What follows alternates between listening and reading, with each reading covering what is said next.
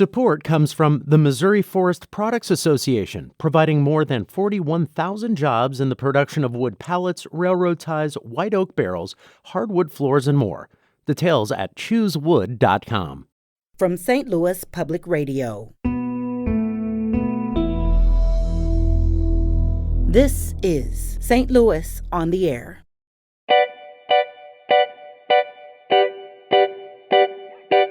When we started, Bob, you said St. Louis has a lot of great music talent. Mm-hmm. And unfortunately, we always get pigeonholed as the opening act. And Bob's like, we need a club to recognize St. Louis talent. And where it's just about these St. Louis bands that are playing around town that all have talent that need a showcase. We were liked so much, that's the only thing I can say, that they wanted to have their funeral in the club. That is a tribute. It's true. Yeah, it's true. We did that quite a few times.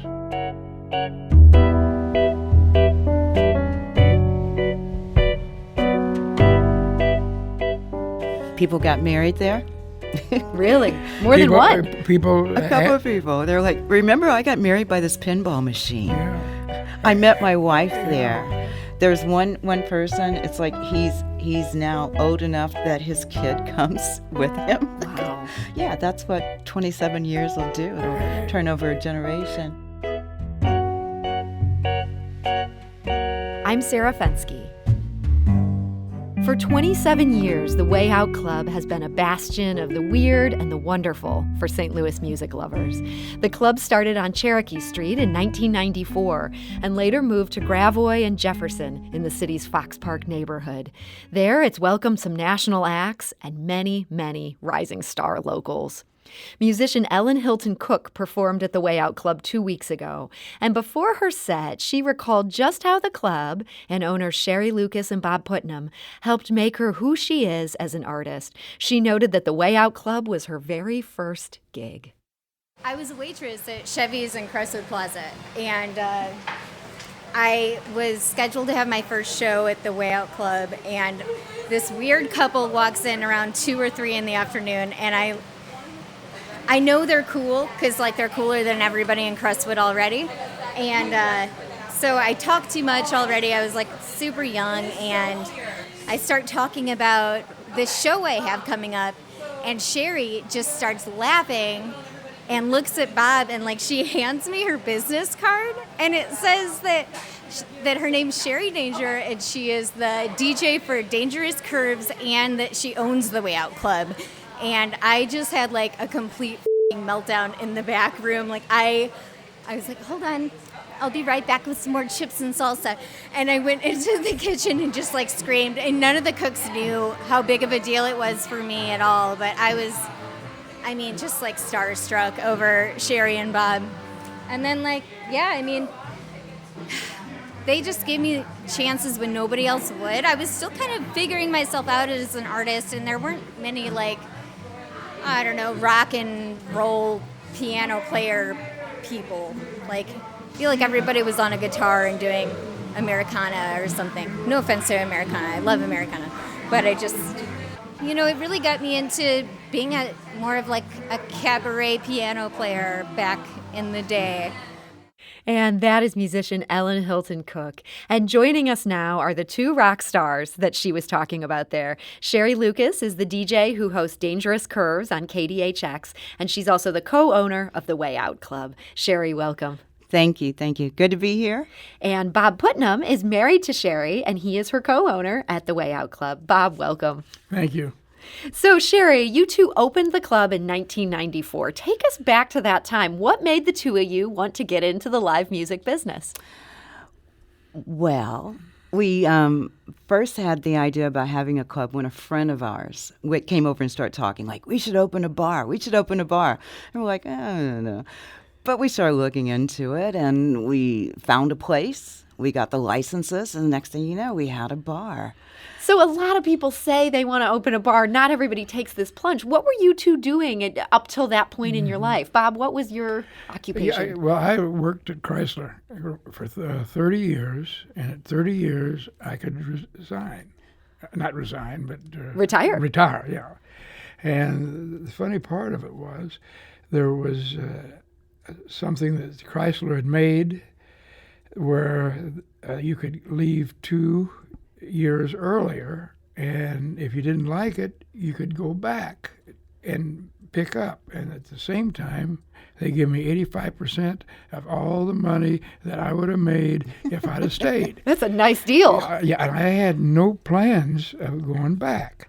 Well, it just so happens that the 30 years is the same date as when we opened the bar. And we started working on it before that, to get the bar ready. And it just happened. I didn't realize it till later. That was when I was supposed to retire in the first place. Yeah, but so that deal from Chrysler, that maybe gave you some opportunity to pursue your passion. Oh, yeah.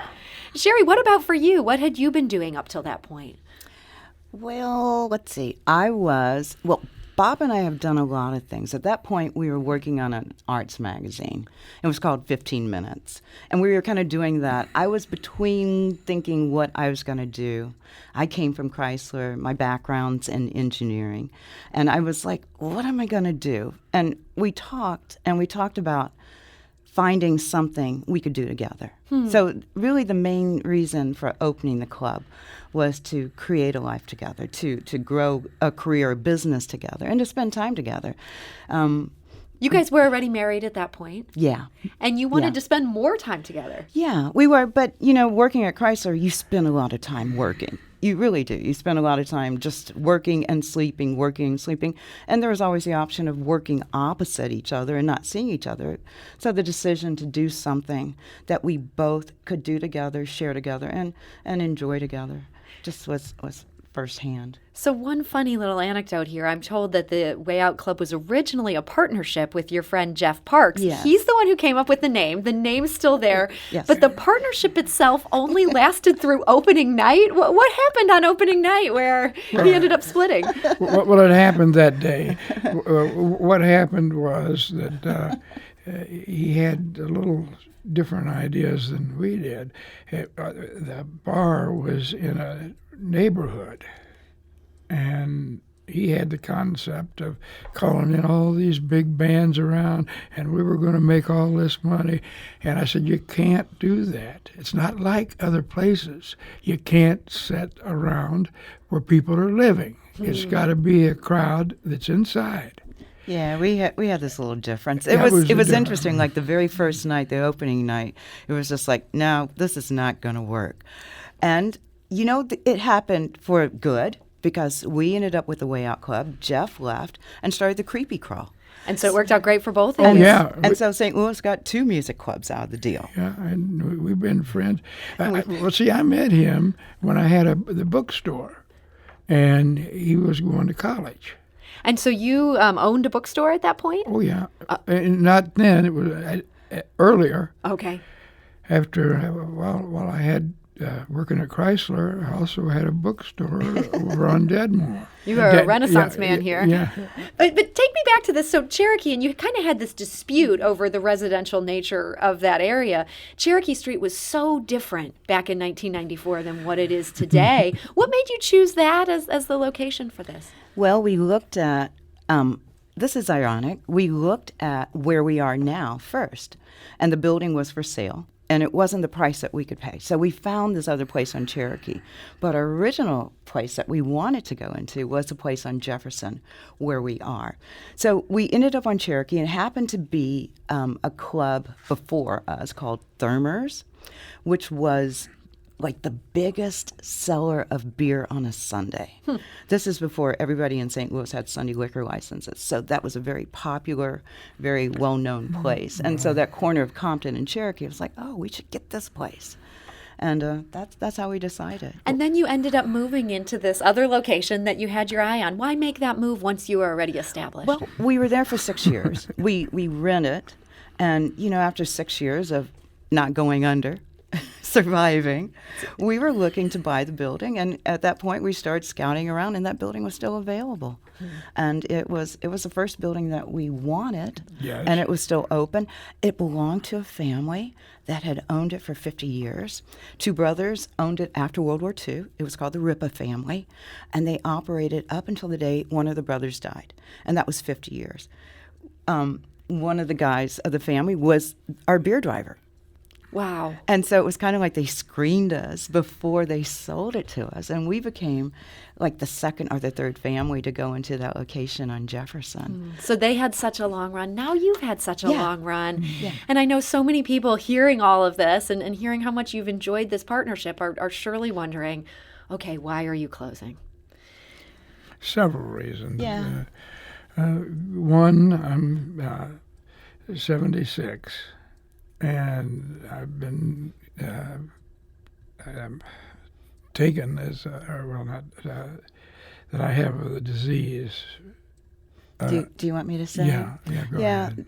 Last summer, Bob was like, I'm not remembering things. I'm forgetting names. I'm forgetting things I'm doing. I feel like I'm not there. And we went and had tests. And the doctor said, likely Alzheimer's, definitely dementia.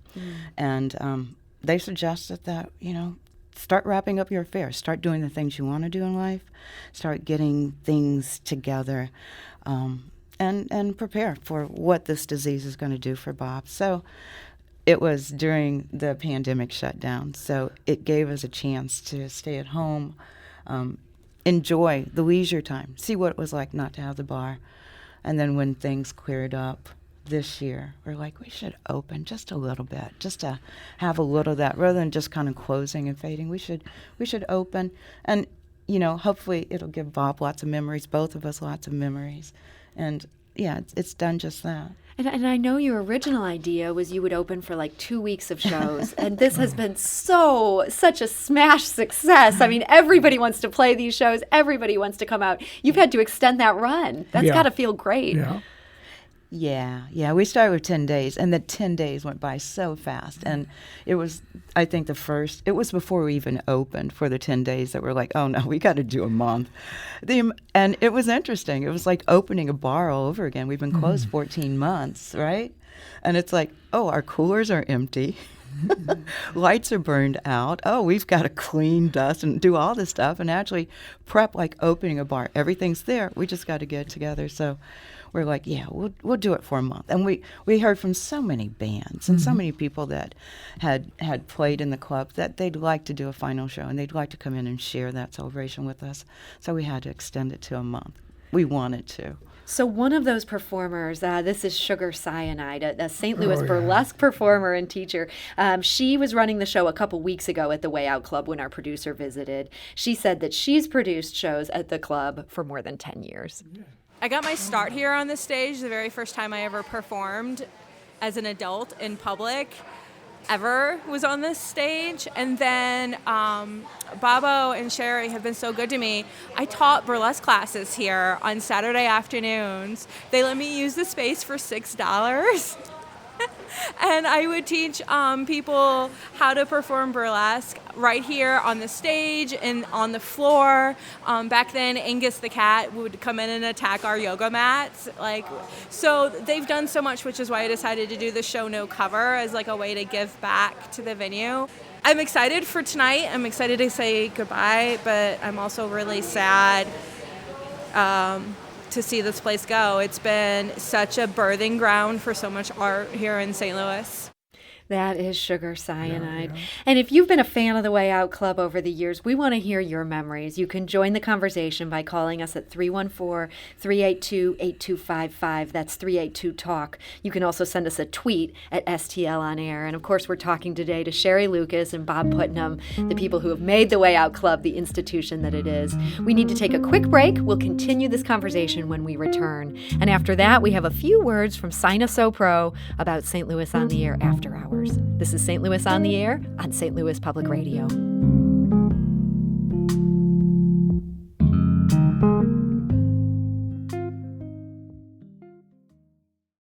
Support comes from the Missouri Forest Products Association, providing more than 41,000 jobs in the production of wood pallets, railroad ties, white oak barrels, hardwood floors, and more.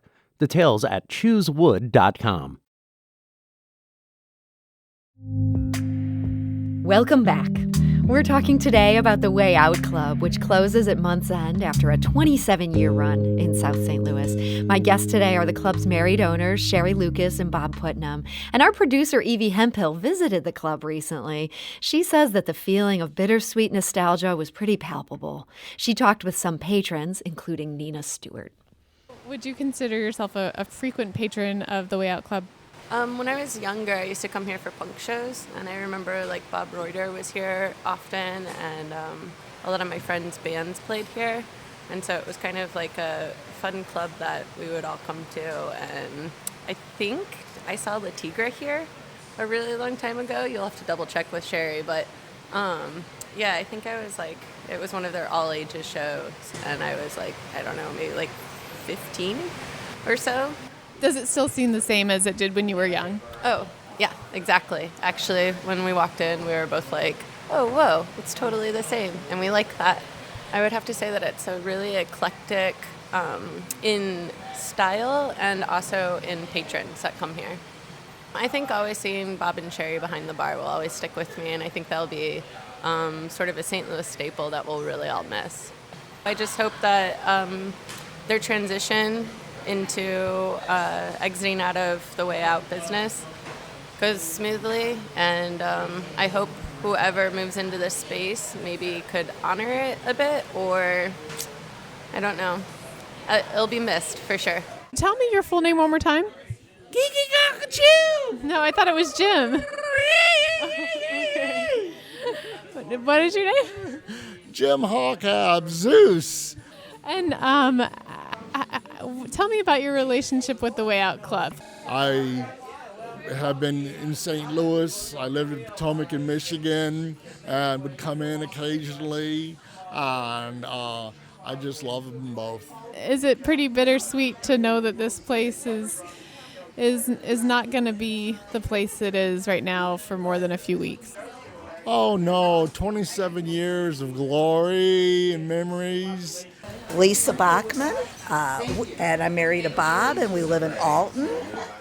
This was on my COVID bucket list. Like, there's a list of places that after, things opened up, for whatever reason, this was like almost number one. Why do you think it was high on your list? Because it's such a basic St. Louis experience. And those are some patrons at the Way Out Club, remembering that club as it's in its final days here. Bob, I'm curious for you, as you look back on more than 2 decades of running this club, what stands out to you?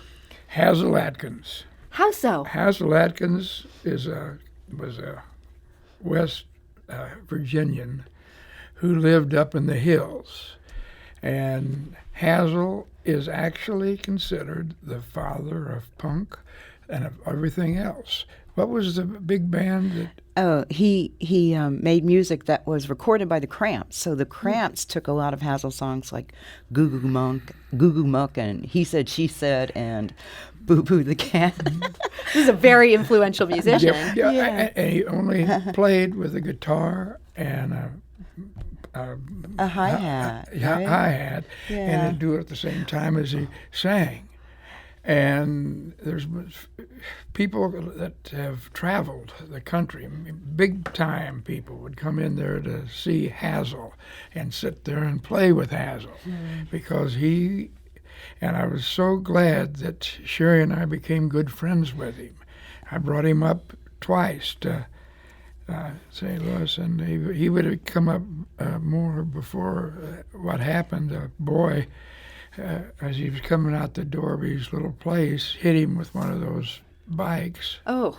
And they took him to the hospital, and they let him go. And then they looked at the things and said his heart was really damaged by all this. Yeah. And when they went down to get him, he had passed away.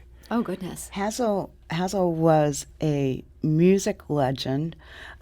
He was noted for playing all of these instruments at one time. Hazel was very much a country boy. He heard on the radio Hank Williams, and he thought, if Hank Williams can play all those instruments and sing, I can too. So he made himself a rig with a guitar and a little hi-hat, and he played the guitar, the bass lines, he sang, and he was like the one-man band. Until he discovered that Hank Williams wasn't playing all those instruments and he had a band. But that was his style. That's what he grew from. And he had a little tin guitar he started with. So he was like the legend behind the bands like the Cramps. And they sought him out. And he was in the backwoods in West Virginia. And he was like one of our first major artists that we brought to St. Louis. We had to go and get a taxi, ride through all these hills. Hazel, I don't think, had ever ridden on an airplane. When the TSA was screening him with the wand, he put his hat on top of the wand. Wow. I mean, you guys brought him out, brought him to the big city. Yes. And, he's legendary. He was legendary. So it was so great to bring him. Yeah, that's an amazing story. I've actually got a caller here who has a story of his own. Let's go to Kevin, who's calling from Richmond Heights. Kevin, hi, you're on St. Louis on the Air. Hi, yes, I'm very happy to be able to salute Bob and Sherri. My band, Shaky Deal, which is a Neil Young tribute band, played there several times, and one of the early times was when I was dating a girl named Elizabeth, and the first few months of our relationship were magical.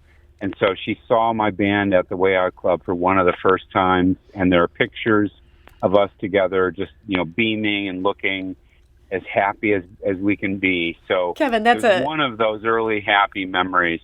And the second memory, real quick, is an ambient show we did down there. I love ambient and experimental music, and so Bob gave us the go-ahead to do a show down there. This was probably 2016, if I had to guess the year. Kevin, thank you for that memory. This sounds like a place where people found their people and a place where you also allowed people to experiment. People got married there. Really? More than one? A couple of people. They're like, remember, I got married by this pinball machine. Yeah. I met my wife there. There's one person, it's like he's now old enough that his kid comes with him. Wow. Yeah, that's what 27 years will do. It'll turn over a generation. And we were liked so much, that's the only thing I can say, that they wanted to have their funeral in the club. That is a tribute. It's true. Yeah, it's true. We did that quite a few times. Yeah. So we have just about 1 minute left today, and there's so much that we didn't get to talk about here. But so many people are remembering what this club meant to them. Is there any hope that somebody could take this over, that this isn't the end? I don't think it is. I think there's been some people talking to me about wanting to continue on with it. Others that would tear it apart, and you don't want that. Not at all. I want it to stay like it is. I think when we started, Bob, you said St. Louis has a lot of great music talent, and unfortunately, we always get pigeonholed as the opening act. And Bob's like, we need a club to recognize St. Louis talent, and where it's just about these St. Louis bands that are playing around town that all have talent that need a showcase. So we're hoping somebody still believes that and still supports that idea, and that music club continues on. And that somebody would do that in that same space? Is that your hope? Yes. Yeah, that would be nice. That would be nice. That would be nice. And I know we're also all rooting for you now as you go into this next phase of your life. Just real quick here in our final moments, what are you most looking forward to? Well, I'm going to continue to teach Zumba. Hello to my Zumba Gold ladies. And teach yoga, and Bob and I will stay hopefully pretty active out and about. I'll still keep reading, which I love, and my autographs. Your autograph collection. Well, Bob Putnam, thank you so much for joining us today. And Sherri Lucas, thank you. We wish you both the best of luck. The Way Out Club has its last show on July 31st. To share more memories, we want to encourage you to join our St. Louis on the Air Facebook page. Just search for St. Louis on the Air on Facebook, answer a few questions, and you can join this conversation and join our conversation with everything else we're talking about on this show. Sinus So Pro is perhaps best summarized as a, quote, one-woman musical enigma. Indeed, the solo project from St. Louis musician Sherri Conaway is both complicated and interesting and hard to get your head around.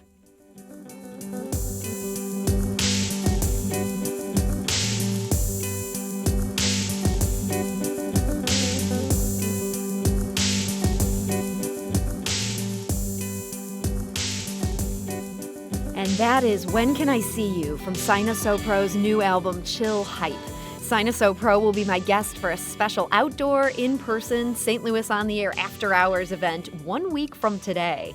This is a brand new event that combines good music, good conversation, and drinks.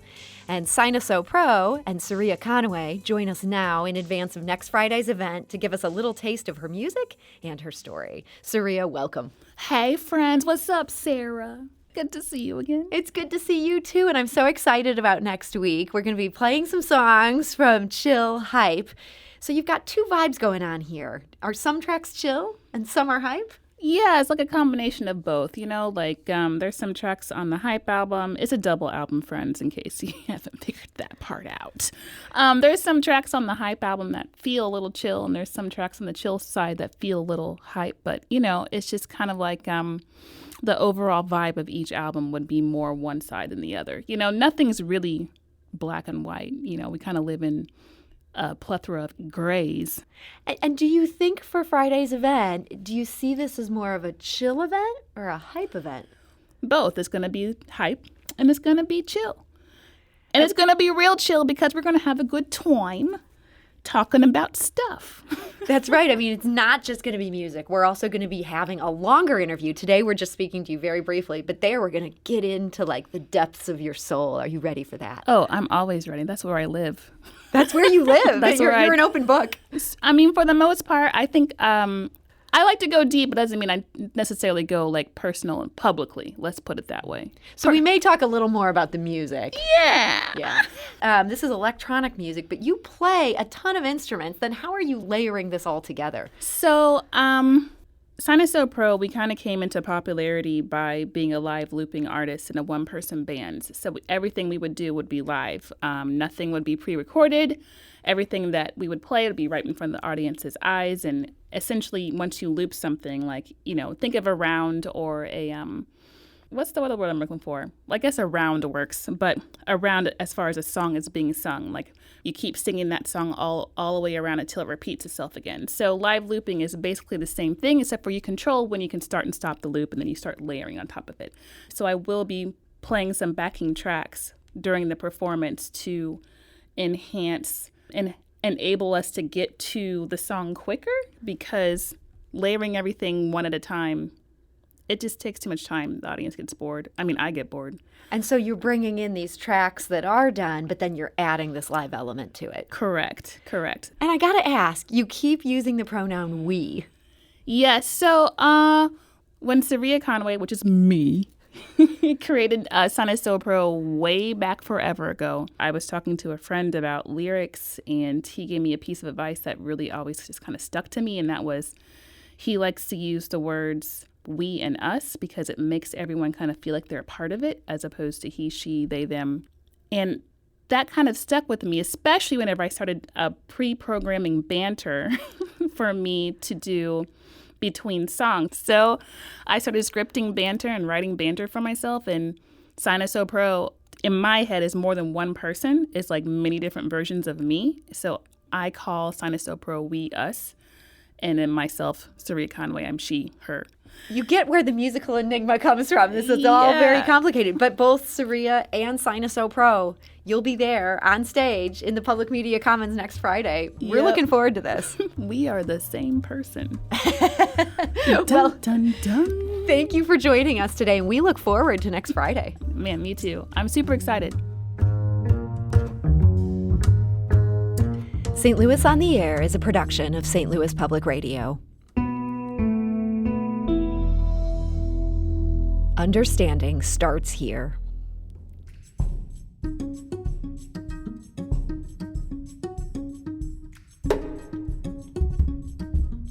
Do you find yourself regularly listening to episodes of St. Louis on the Air? Suggest us to a friend you think might enjoy our conversations, and leave us a review and rating on Apple Podcasts on the App Store. It's the simplest way to help people discover our show. Thank you. St. Louis Public Radio is a member-supported service of the University of Missouri, St. Louis.